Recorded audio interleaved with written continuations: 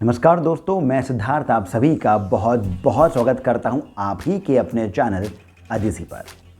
भारत में ऐसा कौन है जिसने पवन पुत्र, केसरी नंदन, रामदूत, महाबली हनुमान जी का नाम नहीं सुना हो?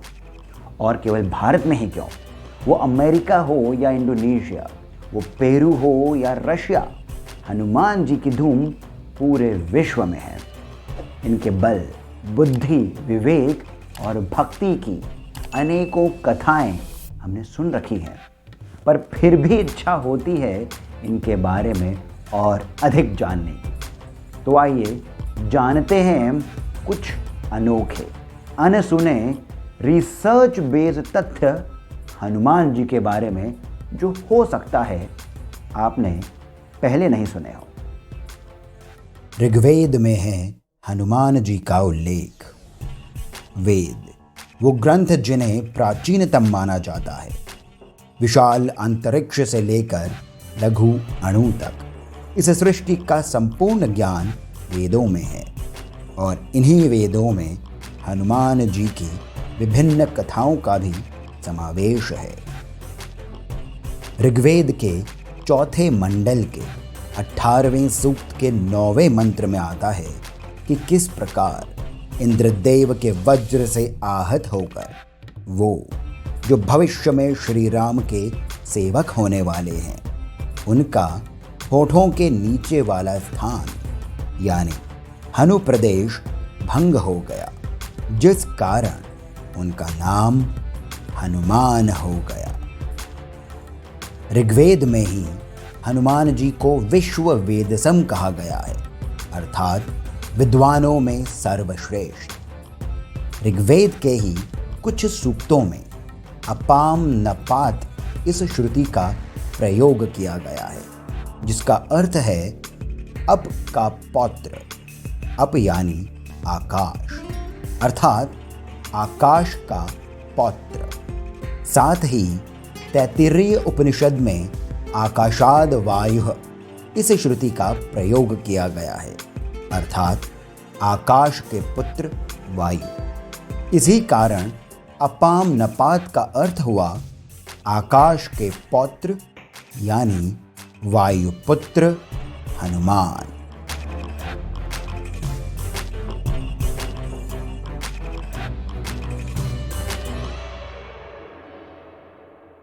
श्री राम के अवतार से बहुत पहले ही धरती पर आ गए थे रुद्रावतार हनुमान। भविष्य पुराण जो 18 महापुराणों में आता है, उसमें वर्णित है कि हनुमान जी का जन्म वैवस्वत मनवंतर के 12वें कृतयुग यानी 12वें सतयुग में हुआ था और श्री राम का जन्म वैवस्वत मनवंतर के ही 28वें त्रेता युग में, और इसी 12वें कृतयुग में रावण भी था और रावण तथा हनुमान जी का युद्ध भी हुआ था, जिसमें हनुमान जी ने अपने घूंसों से रावण को भागने पर विवश कर दिया था। अब यहाँ प्रश्न ये आता है कि वायु पुराण, हरिवंश पुराण और ब्रह्मांड पुराण में श्री राम का जन्म वैवस्वत मनवंतर के 24वें त्रेता युग में बताया गया है। ऐसा कैसे? तो इसके लिए हमें ये समझना होगा कि पुराण वेदों के ही ज्ञान को कथाओं के माध्यम से सामने रखते हैं, परंतु पुराणों में ही अलग अलग जगह पर एक ही घटना के तथ्य अलग अलग रूप में मिल जाते हैं। इससे लोगों में संदेह होता है कि सत्य क्या है। तो इसका भी समाधान पुराणों में ही मिलता है, जहां ये बतलाया गया है कि समय का चक्र घूमता रहता है। एक ही घटना अलग अलग रूप में अलग अलग परिणामों के साथ कई बार हो चुकी है।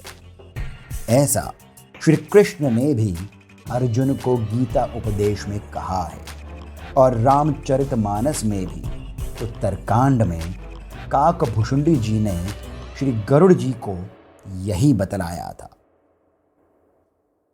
हनुमान जी के थे 5 सगे भाई।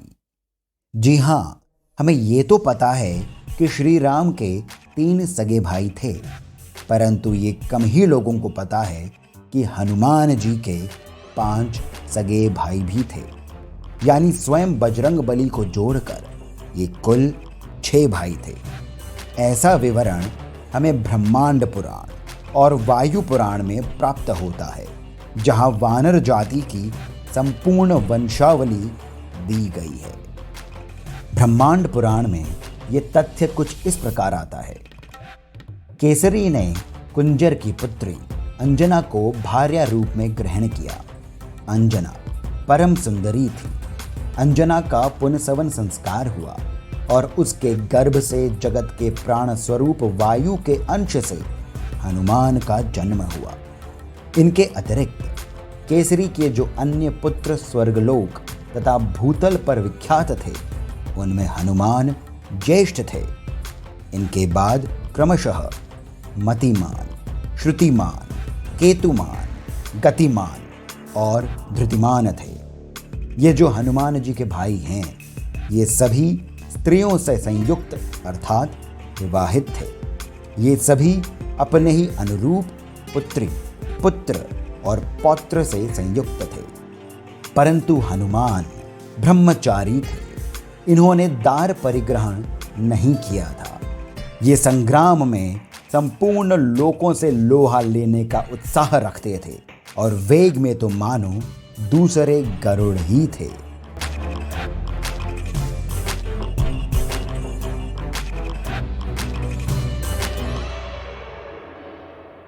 अंत में एक छोटी सी बात मैं आपसे करना चाहूँगा।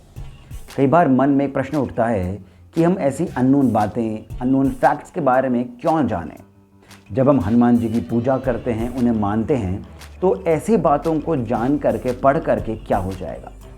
तो हमें यहाँ पर यह समझना होगा कि भक्ति में, साधना में ध्यान और धारणा बहुत आवश्यक है और इसी कारण मनन, चिंतन, अध्ययन और सत्संग इनकी बहुत ज़रूरत पड़ती है। हमारा ये वीडियो भी इसी उद्देश्य से बनाया गया है। दोस्तों, आशा करता हूँ कि आपको ये वीडियो अच्छा लगा होगा और यदि अच्छा लगा है तो कृपया करके इसे लाइक करें, शेयर करें, कमेंट करके मुझे बताएं वीडियो कैसा लगा। और मैं आप सभी को एक बार याद दिला दूं कि आपका श्री सहयोग हमें मोटिवेट करता है। यदि आप अपनी ओर से 100 रुपये ही सही हमें प्रदान करें तो इससे हमें बहुत अधिक प्रोत्साहन मिलेगा। डिटेल्स डिस्क्रिप्शन बॉक्स में दिए गए हैं। इसी के साथ मुझे यानी सिद्धार्थ को आप जाने की अनुमति दीजिए। धन्यवाद।